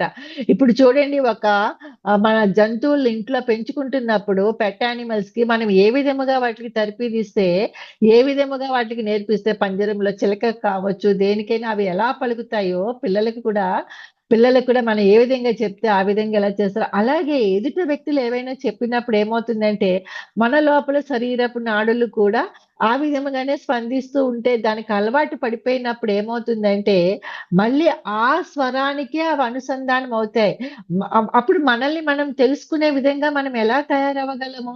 అదే అపో దీపోభవ అని చెప్పేసని బుద్ధుడు చెప్పినటువంటి జ్ఞానాన్ని మనం ఎలా అందుకోగలము? ఆత్మానమేవత అని భగవద్గీతలో కృష్ణుడు చెప్పినటువంటి జ్ఞానాన్ని ఎలా అందుకోగలము? అందుకోలేము. అందుకని చెప్పేసని అతి సహజంగా వచ్చే శ్వాసను గమనించండి. నేను మీ మార్గదర్శకుడిని, మీ శ్వాసే మీ గురువు అని చెప్పేసని పత్రిజీ చెప్పటంలో కూడా అర్థం అదేననమాట. ఎప్పుడైతే మనం ఆ విధముగా మనం ఉంటామో అప్పుడు మనకు ఒక క్రమశిక్షణ, ఒక స్థిరత్వం అనేది వస్తుంది. అంటే ఏంటి? ఎప్పుడైతే మన శ్వాసే అంటే ఎదుట స్వరానికి మనము అలవాటు పడకుండా, మన శ్వాస అనే స్వరానికి మనము అనుసంధానం అయినప్పుడు ఏమవుతుందంటే, మనసు యొక్క స్థిరత్వం అనేది చాలా ఏర్పడుతుందండి. ఎప్పుడైతే ఆ మనస్సు యొక్క స్థిరత్వంలోకి వచ్చిందో అప్పుడు ఏమవుతుందంటే, మనకి ఆ ముద్రలు కావచ్చు, బంధాలు కావచ్చు, ఏవేవైతే విజువలైజేషను, క్లియర్ వాయిన్స్, టెలిపతి ఇయన్నీ ఏవైతే ఏవైతే అనుకుంటున్నామో అయన్నీ కూడా మనము అప్పుడు పొందగలమండి. కానీ ఎవరో మనకి అంటే థర్డ్ ఐ యాక్టివేట్ చేస్తామని గాని, క్లియర్ వాయిన్స్ వినిపిస్తాయని గాని, లేదా అనంటే టెలిపతి ప్రాక్టీస్ చేపిస్తామని గాని, ఎవరు ఏది చేపిస్తామన్నా కూడా చెయ్యలేము. ఎంతవరకు పద్ధతులు ఉన్నాయని చెప్పటం వరకే ఎవరైనా చెప్పగలమనమాట. అందుకే పత్రి సారు అందరూ చెప్పింది వినండి. కానీ మీకేదనిపిస్తుందో అది చెయ్యండి. ఏమో మీకు థర్డ్ ఐ యాక్టివేషన్ కాలేదు అనంటే, అయితే ఆ ప్రక్రియ ఆల్రెడీ మీలో జరిగిపోయి ఉండొచ్చు. దానిని మీరు గుర్తించలేకపోవచ్చు. లేదు అనంటే మీరు ఆ నాడి, ఆ కన్సర్న్డ్ గ్రంథి ఒకటి యాక్టివేట్ కాలలేకపోవడం అంటే యాక్టివేట్ కాకపోవడం వల్ల మనకది ఎంత చెప్పినా కూడా అది యాక్టివేట్ కాలేనప్పుడు ఏమవుతుందంటే, ఆ థర్డ్ ఐ యాక్టివేషన్ అనేది అందదు. అలాగే క్లియర్ వాయిన్స్ ఆ కన్సర్న్ గ్రంథి యాక్టివేట్ కాలేనప్పుడు క్లియర్ వాయిన్స్ అన్నది కూడా అంటే గాలి ద్వారా వచ్చేటటువంటి ఆ శబ్ద తరంగాలను ఎవరైతే ఎక్కడో మాట్లాడుతున్నటువంటి ఆ మాటల్ని కూడా మనం వినలేమనమాట. ఆ క్లియర్ వాయిన్స్ పూర్వకాలంలోని ఈ స్వరము ద్వారానే ఆ యొక్క శ్వాస ద్వారానే వాళ్ళేంటంటే ఆ స్వరాన్ని వాళ్ళు తీసుకునే శ్వాస ద్వారానే ఆ స్వరం యొక్క వైబ్రేషను వెళ్తూ ఉండేదనమాట. అంటే ఒక హిమాలయాల్లో ఉన్నటువంటి సప్తర్షులు, యోగులు వాళ్ళంతా కూడా ఆహ్, మెలు ఆహ్, మెలుంజా మృత్యుంజయులు అనే బుక్‌లో కూడా నేను చదివాననమాట. ఆహ్, ఆహ్, 7 టెంపుల్స్‌లోని ఆ ఋషులు, మహర్షులు ఏం చేసేవారంటే ఒక టెంపుల్ గోపురం ఆ గర్భగుడి దగ్గర ఉన్నటువంటి ఒక గోపురం దీంటి దగ్గర ఒక చిన్నది ఉండేదండి ఒక ప్రదేశము. అది కమలాలు చూడండి పద్మము, కమలము తోటి కట్ట మనకి దేవాలయాల పైన ఆర్కిటెక్చర్స్ చేస్తూ ఉంటారు. అవి ఆ శాస్త్రానికి అనుగుణంగా ఆ ప్రదేశంలో దాన్ని చేయటం వల్ల వాళ్ళు అక్కడికెళ్ళి మాట్లాడేవారంట. ఆ పద్మం కింద నిలబడి ఆ సర్టెన్ ప్లేస్ దగ్గరికెళ్ళి వాళ్ళు ఇప్పటిలాగా ఫోన్‌లు ఇలాంటివేవి ఉండేవి కాదు గాబట్టి, వాళ్ళు ఏదైతే ఆ సప్తర్షులు మాట్లాడుకోవాలి, సంభాషించుకోవాలి, వాళ్ళేవైనా అంటే ఒక సమాచారాన్ని అందించుకోవాలనుకున్నప్పుడు, ఆ ప్రదేశానికెళ్ళి అక్కడ నిలబడి, వాళ్ళు ఆ శ్వాసని గమనించుకుంటూ, వాళ్ళు ఆ స్వరాన్ని విప్పినప్పుడు ఏమవుతదంటే, ఆ శ్వాస ద్వారా వాళ్ళు ఏదైతే సమాచారాన్ని అందించాలనుకున్నారో, అది ప్రకృతిలో ప్రయాణించి, ఆ శబ్ద తరంగాలను సృష్టించి, ఎక్కడో ఉన్నటువంటి ఇంకొక సప్తర్షికి కూడా అందేదంట. అది క్లియర్ వాయిన్స్ అన్నమాట. అంటే ఆ శ్వాసని గమనిస్తూ, ఆ శ్వాస ద్వారా ఏదైతే సమాచారాన్ని మనం విశ్వంలోకి పంపించామో, ఆ సమాచారం ఎలాగైతే టెలిఫోన్‌లో మనం ఎక్కడో ఉంటే మాట్లాడుకుంటున్నామో సైంటిఫిక్‌గా, అలాగే సహజంగానే ప్రకృతి యొక్క తరంగాలు, ఆ ప్రకృతి ఆ వైబ్రేషన్స్ తీసుకెళ్ళి అందించేదనమాట. అది నిజమైనటువంటి ఆధ్యాత్మికమైనటువంటి ఒక ఋషి తత్వం, ఒక సప్తర్షుల తత్వం. అందుకనే పత్రి సారు ఆ శక్తి అంతా మనలోనే ఉంది. అందుకని చెప్పేసని దాన్ని మనం పొంది ఆ విధముగా మనము తయారవ్వాలి అని చెప్పేసని మనకి my dear God's, my dear co creators, my dear friends అని చెప్పేసని మనల్ని సంబోధిస్తూ ఉండేవారనమాట. ఎప్పుడైతే మనము ఈ యొక్క ఆ శ్వాసని మనము కరెక్ట్‌గా గమనిస్తూ అంటే మన శరీరం ఒక సమతుల్యంలో ఉందా లేదా? ఆ తర్వాత ఏమన్నా మానసికంగా శాంతిగా ఉన్నామా లేదా? ఎప్పుడైతే శరీరం సమతుల్యతలో ఉందంటే శారీరక శుద్ధి జరిగి అనారోగ్యం అది లేకుండా శాంతంగా ఉన్నప్పుడు ఏమవుతుందంటే ఆధ్యాత్మిక స్పష్టత అనేది లభిస్తుంది. ఆ ఆధ్యాత్మిక స్పష్టత అనేది మనకి ఎప్పుడు కలుగుతుంది అండి? ధ్యానం చేస్తున్న సమయంలోనే కలుగుతుంది. అంటే ఆ ధ్యానం అనేది ఏదండి సరియైన ధ్యానము? ఒక శ్వాస మీద ధ్యాస పెట్టడం అన్నమాట. ఎప్పుడైతే ఈ యొక్క ఈ చంద్రనాడి, సూర్యనాడి అంటే మన ఎడమ వైపు తీసుకున్న శ్వాస, కుడివైపు తీసుకున్న శ్వాస, దాని మీదే మనం ఆ లోపలికి వెళ్తున్న శ్వాస నాభి వరకు వెళ్తున్న శ్వాసని, మళ్ళీ అది బయటకొచ్చేసి స్పిరిచువల్ రియాలిటీ సీడీలో మనకి చూపించారు. ఆ విధముగా మనకి శ్వాస ఎలా ఎళ్తుంది లోపలికి, మళ్ళీ ఎలా వస్తుంది. ఎప్పుడైతే ఆ ప్రకృతి నుంచి వచ్చేటటువంటి ఆ శ్వాసని మనము తీసుకుంటూ, మనలో ఉన్నటువంటి ఆ భగవంతుడితోటి అనుసంధానం అయ్యాక ఒక ప్రేమ, కరుణతోటి కూడినటువంటి శ్వాసను మనం బయటికి వదిలినప్పుడు ఏమవుతుందండి, మనమున్న ప్రదేశాలన్నీ కూడా స్వర్గతుల్యమవుతాయి. అందుకే స్వర్గం ఎక్కడా లేదు. మనం ఎక్కడుంటే అక్కడే ఉన్నాం. ఈ భూమిని దివిగా మార్చడానికి వచ్చేటువంటి దివ్యాత్మ స్వరూపులమి అనంటే, మనం ఏమనుకుంటున్నామంటే ఈ భూమిని ఈ యొక్క భూగ్రహాన్ని మనమేమో ఉద్ధరించేస్తున్నాము అని చెప్పేసని అనుకుంటున్నాం. ఏవో మార్పులు చేసేస్తున్నాము అని చెప్పేసని మనం అనుకుంటున్నాం. అది కాదండి. ఆ ప్రకృతి అంటే ఆ విశ్వము నుంచి అందించేటువంటి ఆ శ్వాసని మనం ఆ శక్తిని, విశ్వమయ శక్తిని మనము తీసుకున్నప్పుడు, ఆ ప్రాణమయ శక్తి మన లోపలికెళ్ళినప్పుడు, మనలో ఉన్నటువంటి ఆ యొక్క పరమాత్ముడు అంటేనే కరుణామయుడు కదా! మనలో ఉన్నటువంటి ఆ కరుణతో కూడినటువంటి ఆ శ్వాస మళ్ళీ బయటకి వచ్చినప్పుడు ఏమవుతుందంటే, మనం ఉన్నటువంటి పరిసరాలు, మన ఇంటి లోపల కావచ్చు, మన కుటుంబ పరిసరాలు కావచ్చు, అంతా కూడా ఒక ఆనందమైనటువంటి ఒక శాంతితోటి నిండి ఉంటుంది. అందుకని చెప్పేసి చూడండి, పత్రి సార్ ఉన్నప్పుడు ఆయన ఎక్కడుంటే అక్కడంతా కూడా అందరూ కూడా ఒక ఆలోచన రహిత స్థితిలో ఉండడము, ఒక తెలియనటువంటి ఒక అలౌకిక ఆనందాన్ని పొందటం అయన్నీ పొందేవారంటే ఎలా పొందేవారండి? ఆయన ఆ ప్రదేశాన్నంతటిని కూడా శాంతిమయం చేసేసేవారు. అందుకే పత్రి సార్ మీద కోపంతో కావచ్చు, ఆయన దీనితోటి కావచ్చు, ఎవరైనా సరే ఆయన్ని గట్టిగా ఏదో అడగాలని చెప్పేసని వచ్చినా కూడా సార్ సమక్షంలోకి వచ్చేటప్పటికల్లా, ఎందుకంటే వాళ్ళు వదిలే శ్వాసను బట్టి సార్ గమనించేసేవారు. వాళ్ళు ఏదో కోపంతోటి ఏదో అడగాలని వస్తున్నారు అని చెప్పేసని. వెంటనే ఆయన ఆ యొక్క శాంతిగా కరుణతోటి ఒక శ్వాసని రిలీజ్ చేసేటప్పటికల్లా ఏమయ్యేదంటే, వాళ్ళలో ఉన్నటువంటి ఆ శ్వాసను తీసుకున్నటువంటి వాళ్ళకి ఆ కోపం అంతా తగ్గిపోయేదనమాట. మనకు అర్థమయ్యేది కాదు అప్పుడు అందులో ఉన్నటువంటి పరమార్థము. ఆ కోపం తగ్గిపోయి వాళ్ళంతా కూడా శాంతిగా మారిపోవడం.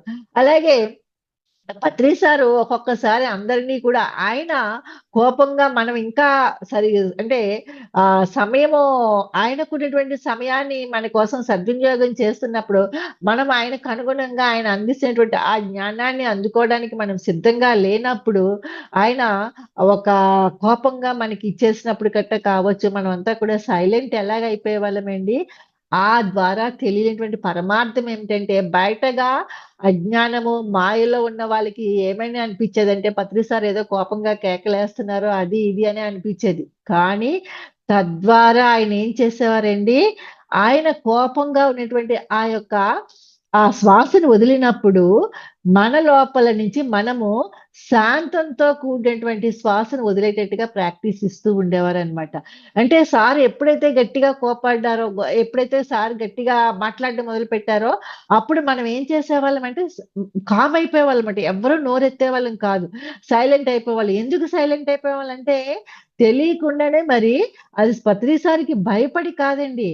మన లోపల ఉన్నటువంటి ఆ శ్వాస శాంతంగా ఆ ప్రకృతిని అండ్ ఆ యొక్క పరిసరాల్లోని మన శ్వాసలన్నీ కూడా శాంతంతో కూడినటువంటి శ్వాసలు రావటం ద్వారా ఏమవుతుందంటే, అది తెలియకుండానే మనకి ఒక ప్రాక్టీస్ అయ్యేటట్టుగాననమాట. కానీ అందులో ఉన్నటువంటి పరమార్థాన్ని మనం తెలుసుకోకుండా అజ్ఞానంతోటి సారు కేకలు వేస్తా ఎందుకు వేశారో అని చెప్పేసని భయపడిపోయి అక్కడి నుంచి దూరంగా వెళ్ళిపోయి ఈ ధ్యానాన్ని వదిలిపెట్టేసిన వాళ్ళున్నారు. కానీ అయన్నీ కూడా ఎవరు ఏది పొందాలంటే అర్హత ఉంటేనే వస్తుందండి. శ్రద్ధావాన్ లభతే జ్ఞానం అంటే అదే అండి. మరి అటువంటి ఆ జ్ఞానాన్ని ఆయన అందించారనంటే ఎంత ప్రేమ ఉంటే అందించగలరండి. అది తెలుసుకోకుండా మనమే మనమే బందీలమైపోయి మాయతోటి అనుసంధానమయ్యి ఇదైపోయాం. కానీ అప్పుడు మన ధ్యాసలన్నీ ఎటువైపు పెట్టామండి? సా ఏదో సార్‌కి కోపం తెప్పించే పనులు చేయకూడదు అని చెప్పేసని మనల్ని మనం మాయ చేసుకుంటూనే మన ధ్యాస అంతా కూడా మనం ఏం చేశామండి?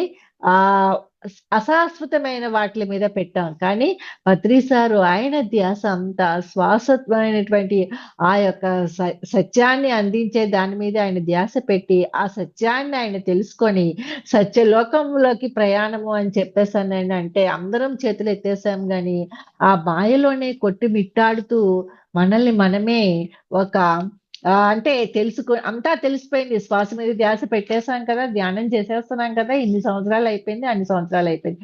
అయినా మరి ఎందుకండి మనలో అరిషడ్ తగ్గలేదు? మళ్ళా ఎందుకండి శాంతి రావటం లేదు మనకి? పత్రి సార్ ఉన్నప్పుడు ఆ వాతావరణం అంతా ఒక శాంతియుతంగా ఉన్నప్పుడు మరి ఇప్పుడు ఎందుకు ఆ వాతావరణం అంతా శాంతియుతంగా ఉండటం లేదు? మన ఇంటి దగ్గర ఉన్నటువంటి వాతావరణం అంతానా? ఎందుకంటే మనము మన ధ్యాసని వేరే వాట్లి మీద పెడుతున్నాము. శ్వాస మీద కాకుండా.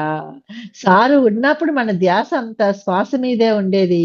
సారు తర్వాత మనకి ఆ శ్వాసను వదిలేసి శ్వాస అనే గురువుని వదిలేసి అంటే మా పత్రి సార్‌ని మనం గురువుగా స్వీకరించాము.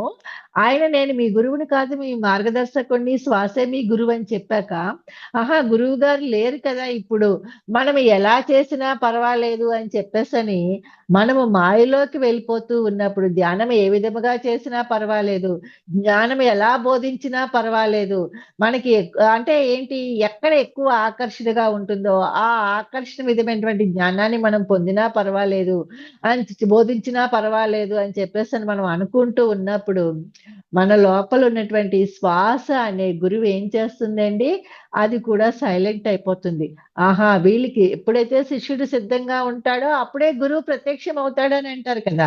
మరి శ్వాస అనే గురువు మనం సిద్ధంగా లేనప్పుడు అది మనకు అందించవలసినటువంటి ఆ జ్ఞానాన్ని అందిస్తుందా అండి? అందించదు. అంటే మన లోపల నాడులన్నీ కూడా సక్రమంగా పనిచేయడం మానేస్తాయి.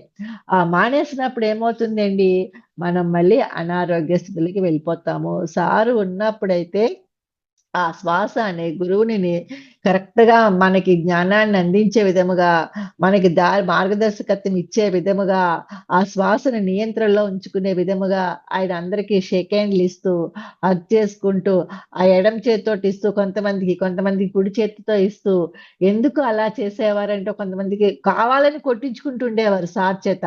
ఎందుకు అయన్నీ జరిగేవి అని చెప్పేసనంటే ఆ వా ఆ లోపల ఆ చంద్రనాడి, సూర్యనాడి తోటి అనుసంధానమయ్యి, ఆ నాడిని ఆయన యాక్టివేట్ చేసేవారనమాట. ఎప్పుడూ కూడా సార్ ఇది చేస్తున్నాను, దానికి ఇది ఇది జ్ఞానం అని చెప్పేసని ఎప్పుడూ ఆయన చెప్పలేదు. మన అంతటా మనల్ని తెలుసుకునే ప్రయత్నమే చేశారనమాట. అంటే థియరీ ఉంటుంది, ప్రాక్టికల్ ఉంటుంది. థియరీ ఏంటి అది మనం బట్టి పట్టే సిద్ధాంతం అనమాట. ఎప్పుడైతే ఆ బట్టి పడతామో అది మర్చిపోతాం మళ్ళీని. మళ్ళీ దాంట్ లోపల ఆహా! యాజ్ ఇట్ ఈజ్‌గా అలా చదివేస్తాం. కానీ ప్రాక్టికల్ అంటే దాన్ని మనం చేస్తాము. చేసి చూస్తాం. చూసి ఆహా! ఇది చేస్తే ఇలా అయిందా? సో, ఇదా రిజల్టు అని చెప్పేసని ఆ రిజల్ట్ ఇది కలిపితే ఇలా వచ్చింది ఈ రిజల్ట్. సో, దీన్ని మార్చి ఇంకో విధంగా చేస్తే ఏ రిజల్ట్ ఒస్తుంది? ఆ యొక్క ప్రాక్టికల్స్‌కి ఆయన పిరమిడ్‌లు ఉపయోగించుకున్నారు. ఉపయోగించుకుని ఆ పిరమిడ్ కింద శక్తిని ఏ విధముగా మనము ఆదా చేసుకోగలుగుతాము. ఆ యొక్క పిరమిడ్‌ల యొక్క నిర్మాణం ఎంత వరకు ఈ భూమికి అవసరమో, ఈ భూమిని ఒక దివిగా ఈ భూమి శక్తివంతంగా చేయటాన్ని దివిగా మార్చడం అంటే ఏంటండి? శక్తివంతంగా మార్చడం. అప్పుడు ఈ భూమి పైన చివరాఖరి మా వ్యక్తి కూడా ధ్యానిగా మారటము, శాకాహారిగా మారటము అన్నది ఎప్పుడవుతుందండి? ఆ భూమి అంతా కూడా శక్తివంతం అయిపోయినప్పుడు. ఆ భూమి అందుకే మనం ధ్యాన ప్రచారంలో భాగంగా వివిధ ప్రదేశాల్లోకి వెళ్ళటము, ఈ శాకాహార ర్యాలీలు చేయటము అంటే ఏదో అది గొప్ప కోసమో, ఏదో పేరు కోసమో చేశామనుకోండి, అది కాదు. మనం వెళ్తున్న ప్రదేశంలో ఏమవుతుందనంటే, ఆ శక్తి భూమి యొక్క శక్తి అనేది పెరుగుతుంది. భూమి ఎప్పుడైతే ఇప్పుడు చూడండి కార్సీ అంటారు. వ్యవసాయం చేసేటప్పుడు కూడా 2, 3 పంటలు అయిపోయాక ఏం చేస్తారండి? మళ్ళీ ఒక 6 నెలలు ఎంతో కూడా ఏ పంట వేయకుండా భూమి సారవంతం అవ్వడానికి అన్నట్టుగా అలా వదిలేస్తారు. వదిలేసి మళ్ళీ అదేమోని విత్తనాలు దున్ని విత్తనాలన్నీ ఏసి సారవంతం అయ్యాక అప్పుడు పంట ఎలా వేస్తారో అలాగే యుగ మార్పిడి అని ఎందుకు అన్నామంటే, ఆ యుగానికి మధ్యలోని ఆ భూమికి కూడా శక్తి మా మార్పనేది శక్తి అనేది కావాల్సొచ్చినప్పుడు, ఆ భూమికి కూడా ఒక ఆహ్, ఒక అంటే ఒక రెస్ట్ అనొచ్చు. లేదనంటే ఆ శక్తి మార్పుడు దీంట్లోని భూమి కూడా ఒక ఆలోచన రహిత స్థితిలోకి వెళ్ళిపోవాల్సిన స్థితి కావచ్చు. ఒక నిశ్చల స్థితిలోకి వెళ్ళిపోయే స్థితి కావచ్చు.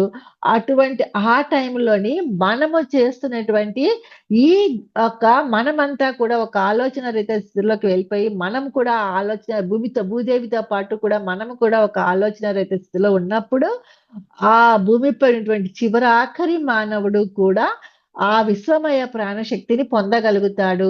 దేని ద్వారా? తాను తీసుకునే శ్వాస మీద ధ్యాస పెట్టడము ద్వారా మాత్రమే పొందగలుగుతాడనమాట. ఎప్పుడైతే మనము తీసుకున్నటువంటి ఆ శ్వాస మీద మనం ధ్యాస పెట్టామో, అప్పుడు మనకి మన యొక్క ఆహారం యొక్క ఇది కూడా మనకి తెలుస్తుందనమాట. ఎంతవరకు తీసుకోవాలి, ఏది తీసుకోవాలా అన్నది. అందుకని చెప్పి శుద్ధ సాత్విక ఆహారానికి మనకి ప్రాముఖ్యతనిచ్చారనమాట. ఇయన్నీ చెప్పడానికి ఇప్పుడు ఋషులు, మహర్షులు అంతా కూడా కందమూలాలు తిని, తర్వాత హిమాలయాల్లోనో, ఎక్కడో పర్వత ప్రాంతాల్లోనో వాళ్ళు తపస్సులు చేసుకున్నారు అని చెప్పేసనంటే, మరి అదంతా కూడా వాళ్ళు ఆ శారీరక స్థితిని ఆ వాతావరణ పరిస్థితులకు అనుగుణంగా ఎలా మార్చుకొని ఉండగలిగేవారంటే, వాళ్ళంతా వాళ్ళ ధ్యాసని ఆ శ్వాస మీద పెట్టడము ద్వారానే. అంటే వాతావరణం చలిగా ఉన్నప్పుడు, ఆ యొక్క సూర్యనాడిని మీద ధ్యాస పెట్టడము ద్వారా అంటే కుడివైపు నాసికా రంధ్రం మీద ధ్యాస పెట్టడము ద్వారా అంటే కుడివైపు నాసికా రంధ్రం శ్వాసను తీసుకుంటున్నప్పుడు, దాని మీద వాళ్ళు ధ్యాస మరల్చుకోవడం ద్వారా ఏమవుతుందంటే, వాళ్ళకి అక్కడ వేడి అనేదొస్తుంది. అదే వాళ్ళకి అక్కడ బాగా ఎండలుగా ఉన్నప్పుడు, చల్లదనం కావాలనుకున్నప్పుడు వెంటనే ఆ శ్వాసని వాళ్ళు ఎడం వైపు తీసుకున్నటువంటి శ్వాస మీద ధ్యాస పెట్టినప్పుడు ఏమవుతుందంటే, అక్కడ చల్లదనం అనేది ఏర్పడుతుంది. అంటే ఏంటి? ఎప్పుడైతే మనం తీసుకున్నటువంటి ఆ శ్వాస బయటికి వెళ్ళినప్పుడు ఏమవుతుందంటే, ఆ వాతావరణంలో మార్పులు తీసుకొస్తుంది. చల్లదనాన్ని తీసుకొస్తుంది. మనందరికీ చాలా అనుభవమండి. ఎన్నో ధ్యానం క్లాసులు అయన్నీ కూడా పత్రి సార్ పెట్టేటప్పుడు అప్పటి వరకు ఉన్నటువంటి వేడి వాతావరణం ఒక్కసారే మారిపోవటము, లేదంటే అప్పటి వరకు ఉన్నటువంటి ఆ చల్లదనము పోయి వేడి రావటము, ఇయన్నీ ఎలా వచ్చాయండి? అంత శక్తిని సారు రిలీజ్ చేసేవారు. ఆయన తీసుకున్నటువంటి ఉచ్ఛ్వాస, నిశ్వాసల ద్వారా. అందుకనే కాయపు టూపిరిలోనే గని ఉన్నది యోగీంద్రులకు అన్నారు. స్వా అనుభూతి అంతటి శ్వాస ఆ యొక్క గనిని మనం కొల్లగొట్టే ప్రయత్నం చేసినప్పుడు, మనము తీసుకునే శ్వాస, ఉచ్ఛ్వాస, నిశ్వాసల ద్వారా ఆ ప్రకృతిని కూడా మనం సమతుల్యం చేయగలము. అటువంటి శక్తి మనలో ఉంది. మనము తీసుకునే శ్వాసను మనం మీద మనం తీసుకునే శ్వాస మీద మనం ధ్యాస పెట్టగలిగినప్పుడు, అప్పుడేమవుతుందంటే మనకి ఎలా అయితే ఈ చల్లటి గాలి అనేది ఇడానాడిని ఉత్తేజితం చేస్తుందో, అలాగే వేడి గాలి అనేది పింగళ నాడిని ఉత్తేజితం చేస్తుందో, అప్పుడు మనము అదంతా కూడా ఆ శక్తి అంతా కూడా మన శరీరం యొక్క సమతుల్యతకి ఎంతో ఉపయోగపడుతుందనమాట. అంటే ఏంటి అప్పుడు ఎండాకాలమైనా కూడా మనము చక్కగా ఉండగలము. శీతాకాలమైనా మనం ఏ బాధ లేకుండా ఉండగలం. అందుకే పత్రి సార్ చెప్పేవారు. ఎండలోన ధ్యానమంట, వానలోన ధ్యానమంట, ఎక్కడికక్కడే ధ్యానమంట, ఇంత ఇంత ధ్యానమంట, ధ్యానము చేదామురో, రెన్నలాల శ్వాసను పడదామురో అని చెప్పేసని ఎందుకు చెప్పేవారండి.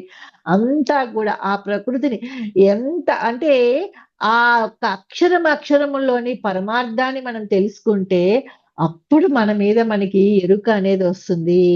మనల్ని మనం తెలుసుకోగలుగుతాము. మన శ్వాస ప్రక్రియలని మనం గుర్తించగలుగుతాము. చంద్రనాడి వైపు నుంచి వచ్చే శ్వాసలు, సూర్యనాడి వైపు నుంచి వచ్చే శ్వాసల పైన మనం వదిలే శ్వాస, తీసుకునే శ్వాస అతి సహజంగా దాని మీద ధ్యాస పెట్టగలిగినప్పుడే మనల్ని మనము తెలుసుకోగలుగుతాము. అదే మన లోపలికి మనం చేసే ప్రయాణము. అటువంటి అద్భుతమైనటువంటి ఆ యొక్క జ్ఞానము కావచ్చు, శక్తి కావచ్చు అంతా కూడా మన శ్వాసలోనే ఉంది.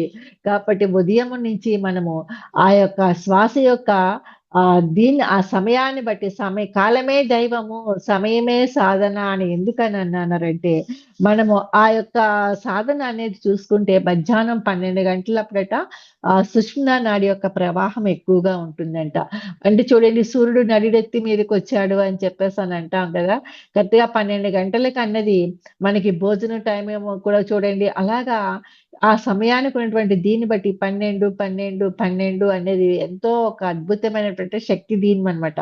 అప్పుడు ఆ 12 గంటల ఆ సమయంలోనంట ఆ సుషుమ్నా నాడి యొక్క ప్రవాహం ఎక్కువగా కనిపిస్తుందంట. అంటే ఏంటి ఆ సమయంలో శక్తి అనేది చాలా చురుకుగా శక్తి ప్రవాహం చాలా ఎక్కువగా ఉంటుందనమాట. అంటే ఉదయము, మధ్యాహ్నం శక్తి కన్నా కూడా ఆ టైంలోని శక్తి ఎక్కువగా మనకుంటుంది. కాబట్టి ఆ టైంలో తీసుకున్నటువంటి శక్తిని మనము ఎప్పుడైనా సరే అది సద్వినియోగం చేసుకుంటున్నప్పుడు మనకి అలసట అనేది రాదు. ఈ విధముగా కూడా మనకి చూడండి మామూలుగా ఋతువుల టైముల్లో కూడా మనం ఎప్పుడైతే మన శ్వాసను దానికి నియంత్రణ చేసి అంటే ఒక అలవాటు చేసేసామనుకోండి ఆ ప్రక్రియకి మనం ధ్యాసతో ఆ ధ్యాస ఎలా పెట్టాలి అన్నది మనకొక అవగాహన వచ్చేసినప్పుడు ఏమవుతుందంటే తెలియకుండానే మనము టైం ఎంతయింది అని చెప్పేసి 12 అయిపోయిందా భోజనం చేసేయాలని అమ్మో! అని ఎలాగైతే మనం మన మనసుకి ఎలాగైతే ట్రైనప్ చేసుకుంటామో, అలాగే ఆ శ్వాసల మీద ఆ గమనిక అనేది మనం ఎప్పుడైతే ధ్యాస అనేది ఎప్పుడైతే మనం పెట్టగలుగుతామో, అప్పుడు ఆటోమేటిక్‌గానే ఆ ప్రక్రియ జరిగిపోతుంది గాబట్టే పత్రి సార్ మనకి ఇయన్నిట్లికన్నా కూడా వస్తూనే ఆ రోజొచ్చిన వాళ్ళకి కూడా శ్వాస మీద ధ్యాస అనే ధ్యానాన్ని చేపించి, మీకు ఏ వస్తే ఏ చెప్పండి, బి వస్తే బి చెప్పండి అని చెప్పేసని చెప్తూ, మనల్ని ఆ విధముగా ట్రైనప్ చేశారనంటే అదంతా కూడా మనకి ఒక భగవంతులుగా మార్చటానికి అందుకే మనల్ని my dear God's, my dear co creators అనడం. మనం ఏమిటంటే మై డియర్ గాడ్స్ అని అంటే నమ్మేవాళ్ళు భగవంతుడంటే ఎక్కడో ఉన్నాడు ఇక్కడ లేడు కదా! నేను చేసే పాప పుణ్యాలను బట్టే ఆ భగవంతుడు నాకు అనుగ్రహం కలుగుతుంది అని చెప్పేసని అనుకునే వాళ్ళమి. లేదు అనంటే ఆహా! నేనే భగవంతుడిని కదా! నేను ఏదనుకుంటే అది అయిపోతుంది కదా! అని చెప్పేసని చేయవలసిన సాధన అంటే చేయవలసిన సాధన ఎటువంటి సాధనండి?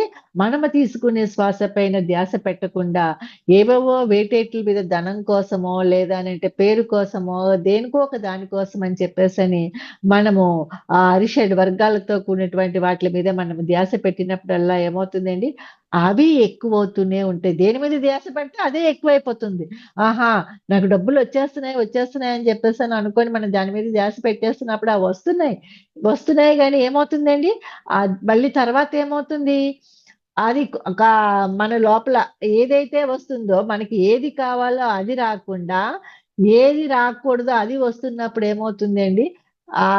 దాని యొక్క ఫలితంగా సరికానిది మన లోపలికి రావటం వల్ల, సరి అయినది బయటికి వెళ్ళిపోతూ ఉంటుంది. అందుకే వస్తుంటే వద్దనకూడదు, పోతుంటే వద్దనకూడదు అని చెప్పేసని పత్రి సార్ చెప్పారనంటే, విజ్ఞతతోటి మనం ఏది తీసుకోవాలో అది తీసుకుంటూ, ఏది వదిలేయాలో అది వదిలేయగలిగినప్పుడే. దేన్ని తీసుకోవాలండి? ప్రేమ, కరుణ, సహనము, శాంతి ఇయన్నీ ఆ ప్రకృతి అంతా నిండి ఉన్నటువంటి దానిని మనం తీసుకున్నప్పుడు, మనలో ఉన్నటువంటి అరిషడ్ వర్గాలనేవి బయటకు పోతాయి. అలా కాకుండా మనకి ఒక వ్యాపారసరులతోటి ధనము కావాలని అది తీసుకున్నప్పుడు అతి సర్వత్రా వర్జేత్. ఏది ఎంత అవసరమో అది ఎటు విశ్వం మనకిస్తుందనే సత్యం మనకి తెలుసు. కానీ అత్యాశకి వెళ్ళిపోయి, దానితోటి మనం కోట్లు గడించేయాలని అనుకున్నప్పుడు, లోపలేమవుతుందండి? శాంతి అనేది మాయమైపోతుంది. అశాంతి అనేది పేరుకుంటుంది. అందుకని ఈ రోజుల్లో చూసుకుంటే కోటీశ్వరుడు కూడా కంటి నిండా నిద్ర లేకపోతున్నాడు అని చెప్పేసనంటే, దానికి కారణం ఏమిటి అండి?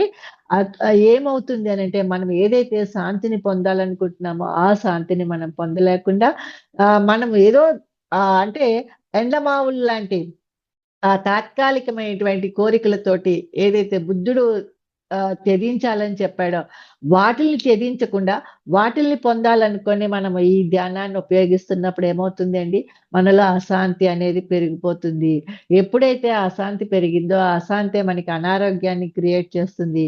ఆ అనారోగ్యమే మళ్ళీ మనకి ఏంటి ధ్యానం సకల రోగ నివారిణి అన్నారు కదా! ఎందుకు మళ్ళీ అది అవ్వటం లేదు అని చెప్పేసనంటే, ఎవరి చేతుల్లో ఉందండి? అంతా మన చేతుల్లోనే ఉంది. అంటే ఏంటండి? మనము మన శ్వాసని సక్రమమైన రీతిలో ఉపయోగించుకోకుండా, పెట్టవలసిన దాని మీద ధ్యాస పెట్టకుండా, అనవసరమైన వాట్లి మీద ధ్యాసలు పెడుతూ, ఎక్కడికెక్కడికో పరుగులు పెడుతూ ఉండడం వలన మనం కోల్పోతూ ఉన్నాము. అందుకే పత్రి సార్ ఎప్పుడు కూడా ఎవరు ఎక్కడికి పరుగులు పెట్టొద్దు. నా నీడలోనే ఉండండి అని నా గొడుగు నీడలోనే ఉండండి అన్నారు. అంటే ఆయన శ్వాస నీడలో ఉన్నప్పుడే మనకి శాంతి ఉంటుంది. ఆ ప్రక్రియ, ఆ జ్ఞానం అంతా ఆయనకి తెలుసు గాబట్టి. కానీ ఆయన కలలు కన్నదేంటండి? మనమంతా కూడా ఆ విధముగా అవ్వాలి అని. మనమంతా ఆ విధంగా అవ్వాలంటే, మరి 10 అవతారాల్లో పత్రిసారి ఎంత జ్ఞానమైతే పొంది, మరి ఈ జన్మలో ఆయన అందరికీ అందించడానికొచ్చారో, మనము కూడా మరి అటువంటి అవతారాల్లోని కూడా మనం కూడా ఎన్ని జన్మలెత్తాలో, ఈ జన్మే ఆఖరి జన్మ కాదండి. ఎందుకంటే మనం తెలుసుకున్నది అణువంత పత్రిసారి దగ్గర నుంచి. ఆయన ఆ జ్ఞానాన్ని మనము మళ్ళీ ఒక ప్రాక్టికల్ సెషన్ లాగా మనకి మనమే ఎవరిది వాళ్ళే ఉద్ధరించుకోవాలి. ఎవరు వాళ్ళే తెలుసుకోగలిగినప్పుడే మళ్ళీ ఆ దశావతారాల్లో ఉన్నటువంటి జ్ఞానమంతా కూడా మనం పొందగలము అని చెప్పేసని అపో దిపో భవ అని చెప్పేసని చెప్తే మనం మళ్ళీ డిపెండెన్సీకెళ్ళిపోయి ఎవరు ఏం చెప్తారా తొందరగా తగ్గిపోతాయి అన్నీ మనకి సమస్యలు గానీ, ఏవైనా కూడా అనారోగ్యాలు గానీ, ఏవైనా కూడా మనకి వెంటనే క్లియర్ అయిపోవాలి. కష్టపడకుండా అయిపోవాలి. ఇలాగొచ్చిందా అలాగంత ఇదైపోవాలని చెప్పేసని, ఆ తాత్కాలికమైన దీనితోటి ప్రతిసారి 45 సంవత్సరాలు కఠోర దీక్ష చేస్తేనే ఆ 10 అవతారాల్లో ఉన్నటువంటి జ్ఞానాన్నంతటిని కూడా ఆయన మేల్కొల్పుకొని, మనకి అరటిపండు ఒలిచిపెట్టినట్టుగా ఆయన మనకి అందించగలిగారు. మరి అటువంటిది మనము ఒక నెల 40 రోజులు ధ్యానం చేసేసి, నేనొక మాస్టర్‌ని అయిపోయాను. నాకంతా తెలిసిపోయింది అని చెప్పేసని అనుకుంటే అది ఎలా ఉంటుందండి? మిడిమిడి జ్ఞానంలాగే ఉంటుంది. అవసరానికి పనికిరాదు. అంటే 5 ఇయర్స్, 7 ఇయర్స్ మెడిసిన్ చేయకుండా ఎప్పుడో సంవత్సరానికోసారి కాలేజీకి వెళ్ళి విన్నది వచ్చేసి ఆ మెడికల్ సర్టిఫికేట్ తెచ్చేసుకొని ప్రాక్టీస్ పెడితే ఆ డాక్టర్ యొక్క ప్రాక్టీస్ ఎలా ఉంటుందో, మన సాధన కూడా అలాగే ఉంటుందండి. కాబట్టి మరి మనమంతా కూడా మన శ్వాస మీద ధ్యాస పెట్టి సార్ చెప్పినట్టుగా పిరమిడ్ మాస్టర్‌లంటే వాళ్ళొక ఆహ్, అంటే ఆహ్, ఎక్కడంటే ఒక పీజీ లెవెల్‌లో ఉన్నటువంటి వాళ్ళు, కో క్రియేటర్స్ దీంతోటే మనము ఈ భూమిని దివిగా మార్చటానికొచ్చినటువంటి దివ్యాత్మ స్వరూపులుగా ఉండాలి అనంటే, ఏది అవసరం లేదండి. కేవలం మన శ్వాస మీద మనం ధ్యాస పెడుతూ, ఆ యొక్క వాతావరణం అంటే ప్రకృతితోటి అనుసంధానమయ్యి, ఆ ప్రకృతిలో ఉన్నటువంటి ఆ కరుణని, శాంతిని మనము తీసుకుంటూ, ఆ ప్రేమని మనం తీసుకుంటూ, మన లోపల ఉన్నటువంటి ఆ యొక్క పరమాత్మతోటి అనుసంధానమయ్యి మళ్ళీ మనము కూడా అదే శ్వాసని అంటే ప్రేమ, కరుణని బయట విశ్వంలోకి వదిలినప్పుడు ఏమవుతుందండి, అంతా కూడా లోకా సమస్తా సుఖినో భవంతు అన్నట్టుగా అందరూ సుఖంగా, ఆనందంగా, ఆరోగ్యంగా జీవించగలుగుతారండి. అంతటి అద్భుతమైనటువంటి ఆ సూక్ష్మంలో మోక్షం అనేది ఈ శ్వాస మీద ధ్యాస అనే ధ్యానములో ఉంది. మరి అంతటి అద్భుతమైనటువంటి జ్ఞానాన్ని మనకు అందించేటువంటి పితామహ పత్రిజీకి హృదయపూర్వక ఆత్మ ప్రణామములతో మరి వీక్షిస్తున్నటువంటి యూట్యూబ్ ప్రేక్షకులకి, మరి జూమ్‌లో ఉన్న మాస్టర్స్ అందరికీ కూడా హృదయపూర్వక ధన్యవాదాలు తెలియజేసుకుంటూ బ్రహ్మాస్ ఛానల్ వారందరికీ కూడా, ఆ టీమ్ సభ్యులందరికీ కూడా ఆత్మ ప్రణామములతో థాంక్ యూ అండి.